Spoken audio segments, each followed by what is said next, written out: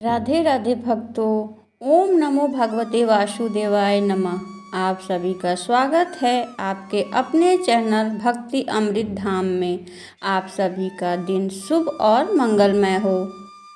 एक ऐसी कथा जिसे सुनने मात्र से मन में भक्ति जागृत होती है और पापों का नाश होता है और जीवन में सुख शांति का आगमन होने लगता है। शास्त्रों में ऐसा कहा गया है कि वर्ष के सभी महीनों में यह मास भगवान श्री हरि विष्णु को सबसे अधिक प्रिय होता है। यह वही दुर्लभ महीना है जिसमें किया गया जप तप दान व्रत कथा श्रवण भगवान का स्मरण करने अनेक गुना फल प्राप्त होता है। ऐसी मान्यता है कि जो भी भक्त इस पूरे महीने में श्रद्धा से हरे कृष्ण नाम का स्मरण करता है, भगवान स्वयं उसके जीवन के दुखों को हर लेते हैं। हे भक्तों, ये महीना केवल व्रत और नियमों का नहीं बल्कि आत्मा को परमात्मा से जोड़ने का महीना है। इस माह में श्री भागवत कथा, श्री राम कथा, भागवत गीता पाठ, तुलसी पूजन और दीपदान, भगवान विष्णु की आराधना का विशेष महत्व बताया गया है।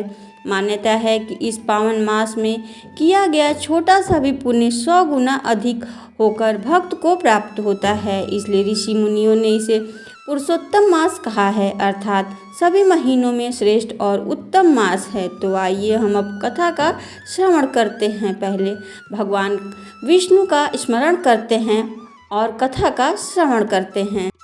पहले जान लेते हैं कि अधिक मास क्यों आता है और इसे पुरुषोत्तम मास क्यों कहा जाता है। बहुत से भक्तों के मन में यह प्रश्न आता है कि अधिक मास कैसे बना और इसे पुरुषोत्तम मास क्यों कहा जाता है। तो आइए शास्त्रों और पुराणों के अनुसार इनका दिव्य रहस्य जानते हैं। हमारे सनातन धर्म में तिथि और मास की गणना चंद्रमा के अनुसार होता है, जबकि वर्ष की गणना सूर्य के अनुसार मानी जाती है। अब चंद्र वर्ष और सूर्य वर्ष में लगभग 11 महीनों का अंतर आ जाता है। यही अंतर हर वर्ष बढ़ता रहता है।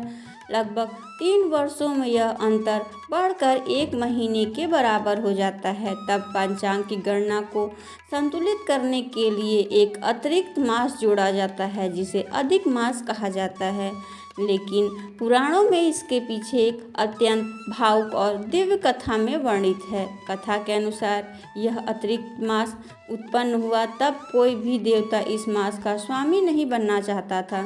सभी मासों के अधिपति देवता थे, लेकिन यह मास उपेक्षित और तिरस्कृत था। तब दुखी होकर यह मास भगवान श्री विष्णु के धाम पहुंचा और प्रभु से प्रार्थना करने लगा, हे प्रभु, कृपया परम पिता परमेश्वर, संसार में कोई भी सम्मान नहीं करता, सभी मुझे मलमास कहकर तिरस्कार कहते हैं, कृपया मेरा उद्धार कीजिए। तब करुणा के सागर भगवान श्री हरि अत्यंत द्रवित हुए और वो बोले, आज से मैं स्वयं तुम्हारा स्वामी हूँ। तुम मेरे नाम से संसार में पुरुषोत्तम मास से कहलाओगे।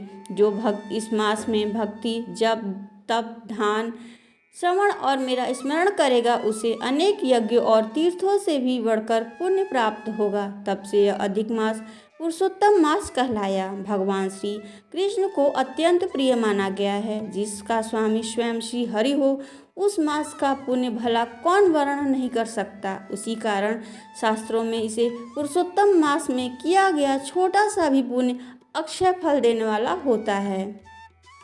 अक्षय अर्थात कभी खत्म न होने वाला। शास्त्रों में इस पावन मास में किए गए दीपदान की अत्यंत महिमा बताई गई है। पुराणों में कहा गया है कि पुरुषोत्तम मास में भगवान श्री हरि के निर्मित द्वारा किया गया छोटा सा दीपदान भी अत्यंत पुण्य के बराबर होता है। हजारों सूर्य चंद्र ग्रहण अनेक महाव्रतों से जो पुण्य प्राप्त होता है, उससे भी बढ़कर पुण्य पुरुषोत्तम मास के दीपदान से प्राप्त होता है। यह दीपदान दरिद्रता का नाश करने वाला और सुख समृद्धि देने वाला और मनोकामना को पूर्ण करने वाला माना गया है। में ऐसा वर्णित है कि जो भक्त श्रद्धा से पुरुषोत्तम मास में दीपदान करता है, उसके जीवन के कष्ट धीरे धीरे दूर होने लगते हैं।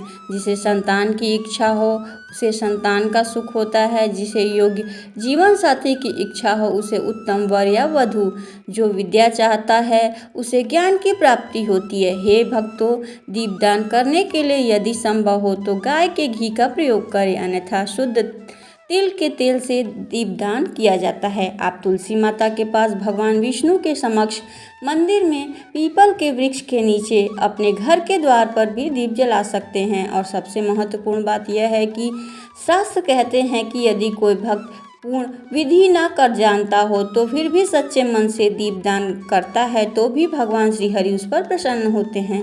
जहाँ दीप का प्रकाश होता है वहाँ भगवान का निवास होता है। दीपदान का सबसे उत्तम समय साल अर्थात सूर्यास्त का समय माना जाता है। सूर्यास्त के कुछ समय पहले या थोड़ी देर बाद श्रद्धा से दीप प्रज्वलित करें और भगवान श्री हरि का स्मरण करें। अधिक मास से संबंधित पुराणों में एक अत्यंत रोचक कथा वर्णित है जो अधिक मास की महिमा और भगवान श्री हरि की लीला को प्रकट करती है। प्राचीन समय में हिरण्यकश्यप नाम का एक अत्यंत बलशाली असुर था। उसे कठोर तपस्या करके ब्रह्मा जी से वरदान प्राप्त किया, न वह दिन में मरेगा, न रात में मरेगा, न घर के बाहर मरेगा, न अस्त्र से, न शस्त्र से, न किसी मनुष्य से, न किसी पशु से।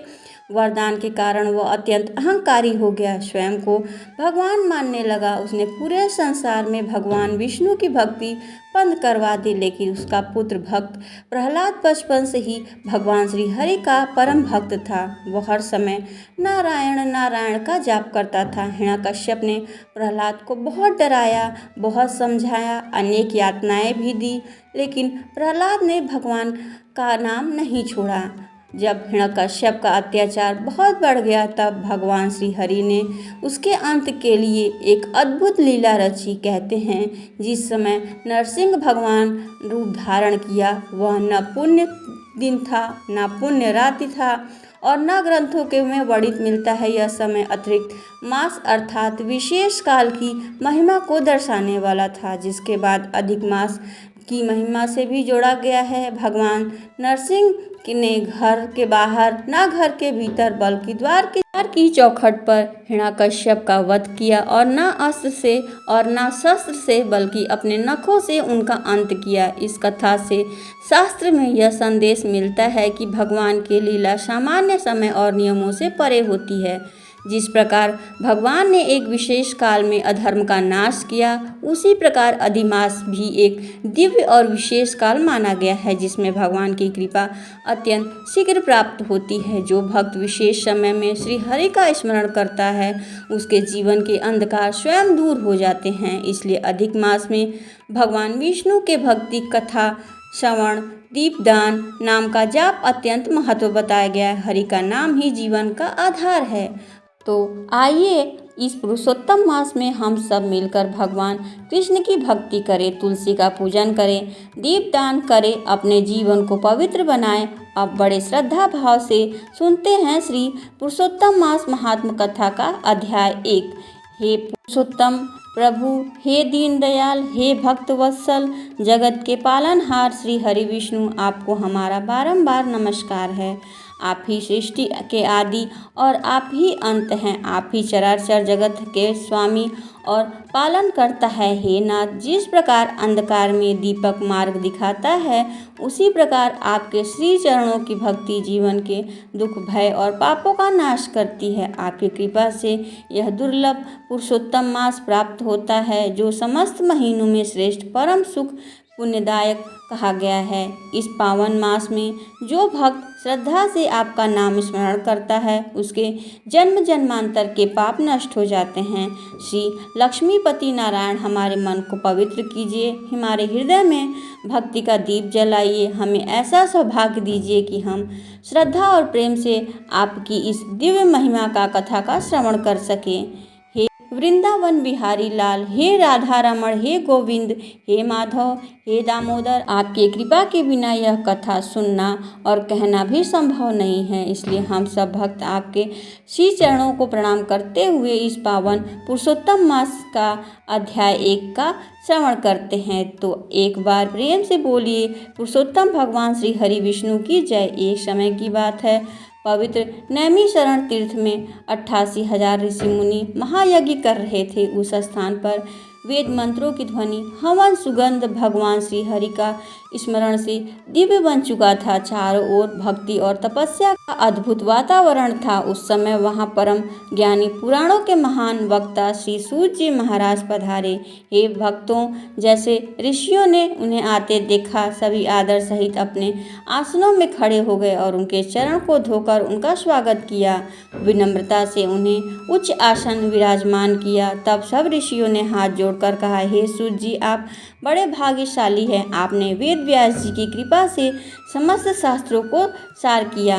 कृपया करके हमें ऐसी कथा सुनाइए जो संसार रूपी दुख सागर से पार करने वाली हो। कलयुग में जीव अत्यंत दुखी, पापों से घिरे, मोह माया में फंसे हुए उन बुद्धि धर्म से दूर हो जाती है। कृपया करके ऐसा उपाय बताइए जिससे मनुष्य के पाप नष्ट हो जाएं, उससे भगवान श्री हरि की कृपा प्राप्त हो, उसका जीवन सफल हो जाए।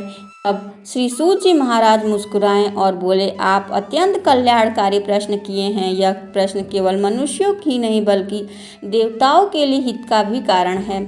शास्त्रों में कहा गया है कि कलयुग में भगवान का नाम, सत्संग और पुरुषोत्तम मास का व्रत सबसे सर्वश्रेष्ठ माना गया है। जैसे महीनों में यह सर्वश्रेष्ठ है, वैसे ही देवताओं में श्री हरि सर्वश्रेष्ठ हैं। इस मास में किया गया छोटा सा पुण्य भी अत्यंत फल देने वाला होता है। जो मनुष्य इस मास में भगवान विष्णु की पूजन करता है, तुलसी की सेवन करता है, दीपदान करता है और श्री हरि का नाम स्मरण करता है, उसके जन्मों के पाप नष्ट हो जाते हैं। श्री सूत जी महाराज आगे कहते हैं कि इस मास में जो मनुष्य प्रातः काल स्नान करके ओम नमो भगवते वासुदेवाय इस मंत्र का जाप करता है, उसके जीवन में सुख, शांति और समृद्धि आने लगती है। जो भक्त श्रद्धा से श्री भागवत पाठ करता है या स्वयं भगवान श्री कृष्ण की कथा सुनता है, उस पर स्वयं श्री हरि प्रसन्न होते। तब एक ऋषि ने पूछा, हे सूत जी महाराज, यदि कोई मनुष्य अत्यंत पापी है, उसके जीवन में दुख ही दुख है, तो क्या पुरुषोत्तम मास में उसका भी उद्धार हो सकता है? सूत जी महाराज बोले, ऋषियों, भगवान श्री हरि तो करुणा के सागर है। जो भी सच्चे मन से इस माह में उनका स्मरण करता है, उसके बड़े से बड़े पाप भी नष्ट हो जाते हैं। जैसे सूर्य के उदय होते ही अंधकार मिट जाता है, वैसे ही पुरुषोत्तम माह की भक्ति से पाप समाप्त हो जाता है। इस माह में क्रोध, लोभ, ईर्ष्या, अहंकार त्याग कर यदि कोई भक्त भगवान के चरणों में लगा दे तो उसका जीवन धन्य हो जाता है। अब आप सभी मेरी कही हुई इस पवित्र कथा को ध्यान से सुनिए। मैं पुष्कर तीर्थ यात्रा गया था। वहाँ स्नान करके मैंने देवताओं, ऋषियों और पितरों को तर्पण किया। तर्पण तथा जल अर्पित करके उसे संतुष्ट किया। फिर मैं यमुना नदी के तट पर गया। इसके बाद गंगा नदी, काशी, गया, त्रिवेणी संगम गया। गया तीर्थों में मैंने अपने पितरों का श्राद्ध किया। फिर मैंने अनेक पवित्र नदियों और पवित्र तीर्थ स्थलों का स्नान करते हुए रामेश्वर पहुंचा। अंत में भगवान नारायण के दर्शन के लिए बद्रीनाथ धाम गया। सूत जी आगे बोले, हे ऋषि, भ्रमण करते करते मैं हस्तिनापुर पहुंचा। वहां मैंने सुना कि राजा परीक्षित अपना राज्य त्याग कर गंगा के तट पर चले गए हैं। वहां अनेक सिद्धि योगी तपस्वी भी एकत्रित थे। कोई केवल वायु पीकर जीवन धारण कर रहा था, तो कोई जल पीकर, कोई फल से, कोई केवल पत्तों से ही अपना जीवन निर्वाह कर रहा था। तब वहाँ भगवान व्यास जी के पुत्र सुखदेव जी पधारे। वे केवल 16 वर्ष के प्रतीत हो रहे थे, लेकिन वास्तव में वे ब्रह्मा के स्वरूप थे। उनका स्वरूप अवधूत जैसा था, जिसे देखते ही सभी मुनि आदरपूर्वक खड़े हो गए। जो स्त्रियां और बालक पहले उन्हें पहचान नहीं पाए, उनका उपहास कर रहे थे, वे भी लज्जित होकर दूर खड़े हो गए। मुनियों ने बड़े आदर से भगवान सुखदेव जी के लिए उच्च आसन बिछाया।